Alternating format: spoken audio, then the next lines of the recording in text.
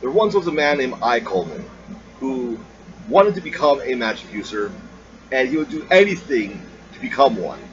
Even fish out a magic user from the Lake of Refuge. But then, while doing so, he became part of that lake. He became part of whole. Every ounce of that lake's being went into him, became him, it became of him. This lake was the embodiment of death. The hatred, the anger, the anguish of all the humans that were killed by magic users long, long ago. Actually, back when Chidaruma originally found the human world by complete accident. And thus, all that thing needed, all it needed was just a vessel. It needed someone dumb enough to go into the lake, and somebody willing to become a quote-unquote magic user. That person being Coleman. And thus, that's how we got Coleman, also Aikawa, also Kaiman, also Kai, and even the cross-eyed boss. And even that weird amalgamation thing right before it started turning into a devil. That was all part of this lake's plan. It's almost as if it became a god in and of itself. And everything makes sense now. You know, the reason why the cross-eyed boss, the reason why he was just so distant with all the rest of them, how he couldn't even be close to any of them. Yet, on the flip side, En is quite close with his family. You know, granted, he's a lot closer to those that have a lot higher ranking in the family compared to all the cronies, but still, you fuck with one person from the En family, you fuck with all of them, basically. Like, En is a true ride or die motherfucker. And even now, he's like, yeah, I know I've been absent, but I'm gonna fucking make up for it. And you know what? He actually did make up for it in this volume, too. Like, he single-handedly took out the devil version of the cross-eyed boss, okay? Took him out single-handedly, did the same shit he did to Kai way back in, fuck, I think it's like volume 5 or 6, probably, when he did the spores and had the mushrooms just bust out of Kai's stomach. Well, instead, at this time, he had the spore thing happening, and he basically overfilled this wannabe devil with a bunch of fucking mushrooms. Just kept on just filling them up until the thing basically died. And then Curse fucking chops this thing's fucking head off. Oh yeah, by the way, everybody ends up at this location. Everyone does. Noi has brought back basically everyone back to full health, because, you know, that's what fucking Noi does. Poor fucking Kawajiri, after, you know, make all those gyozas, fucking Chidaruma takes his fingers, pokes it into Kawajiri's eye sockets, and just plucks out both his fucking eyeballs. Then has Dustin chop off this motherfucker's hands. Like, fuck. But, you know, Nikkaido asks Noi to, fucking bring back the full health. Noi does that. And now we have all the powerful magic users right there, fucking, they're just right there in the center, and they're just cheering En on, because En is the one that's making it his mission to kill this fucking thing. But then, after killing it, okay, I mean, after Curse chops this thing's head off, because Curse had basically fucking killed it, but En did his job too, okay. After that, finally the last head pops up, it's Coleman, and Curse chops that motherfucker up, just cuts it up, and the severed head of Coleman is like, you know what? This isn't over yet. This isn't over. You're all brought here for a reason, and you're all gonna fucking die here. And that's when, you know, Curse steps on the head, completely, utterly crushing it, and thus Curse lifts off of Risu, because now Risu has completed his mission as Curse. So he can no longer use Curse's ability, and now he is the most useless character here, which is kind of funny, because for a while there, Kawajiri became the most useless character, and now it's fucking Curse. Or, sorry, Risu is back to being fucking useless. There was a couple touchy moments in this volume. One being, Aikawa regretting what he did to Risu, and basically telling him that, you know, he was his first and only friend. Only person he actually considered to be a friend. So I thought that was pretty fucking sweet. Oh yeah, so Chidaruma had basically a bet with all the devils. The devils thought the magic users would win, and Chidaruma was like, nah, that's not gonna happen. It's not happening, fam. And thus, after the Black House basically escapes from the Lake of Refuge. Alright, so I know what happened.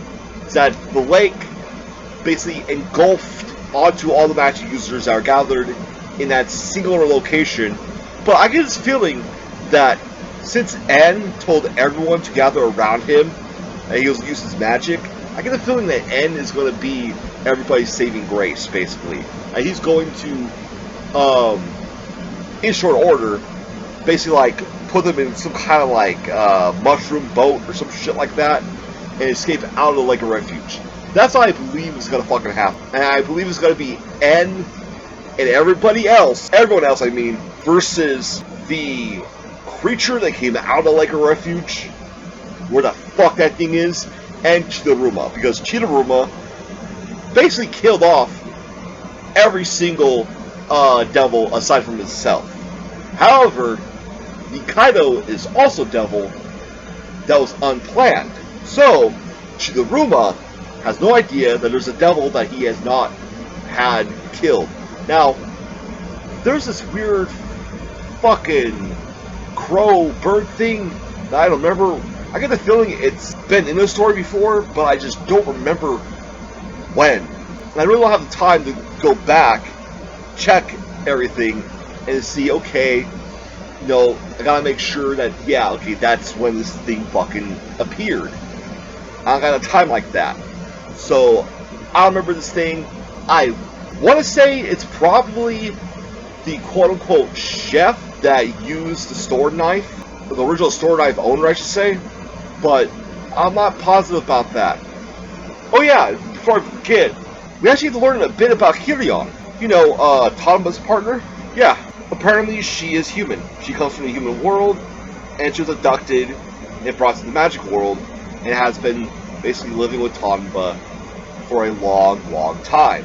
But it seemed that, like, she actually had a lot of hatred towards magic users. That explains why she always has a kind of look to her face.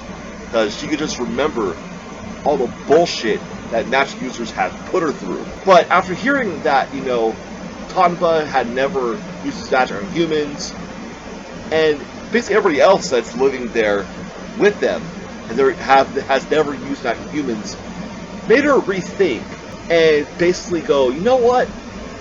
Maybe not all magic users are bad. Maybe there's some bad ones and there's some good ones. Kind of like with people. You know, some good people, there's some bad people. And so, knowing full well that she could go above the clouds and see what the fuck is going on. Well, she goes up there, sees what the fuck's going on, and apparently it's a bunch of just dead humans just spitting out black smoke. It's just coming out of their fucking bodies, and that black smoke is creating all these clouds. These clouds are creating the fucking rain that has basically, for any magic user that is more or less, you know, caught up in the fucking rain, they're all dead. There's just tons of dead bodies everywhere. And where are these dead humans coming from that are just floating up there in the atmosphere? They're coming out of a big ass fucking door. And here's the thing though, the only person that can go up there is Kirion. And Kirion, bless her heart, I don't think she'd be able to shut that fucking door. I really don't. So I have no idea how is she going to quell that situation. No fucking idea at all. And thus, this volume just ends on a massive fucking cliff note. But at least we got a lot of lot of answers to questions that have been plaguing us from the very start of the story. And I get the feeling that the next couple volumes is going to be focused on Chidaruma and the embodiment of hatred from the Lake of Refuge versus everybody, basically. By everybody, I'm talking Nikkaido, Noi, Ibisu, Fujita, Chota, Turkey, Tetsujo, Dokuga, Kaiman. Did I say Risu already? Fuck it, Risu, Nikkaido, Noi, Shin. All of them. And, fuck, I'm hoping it's an epic fucking battle. I really am. Oh yeah, and showed a new kind of ability this time around. And that ability was that he can basically do like a telepathic thing where his face turns into a bunch of mushrooms, and as long as there's mushrooms on somebody else, those mushrooms can basically pop off and become like body doubles for Ed. But the thing is, he has to have full concentration doing this, and he becomes incredibly vulnerable. Alright, so what do you guys think of Dorohedoro Volume 21? Let me know in the comments down below. Thank you guys for watching. You guys have a wonderful day. If you'd be so kind to give this video a thumbs up, as well as if you like what you saw, subscribe to the channel, and don't forget to hit that notification icon. Make sure that bell is a ring-a-ding-dingin', because, well, how else do you know when I put out another video? Alright, y'all have a good day.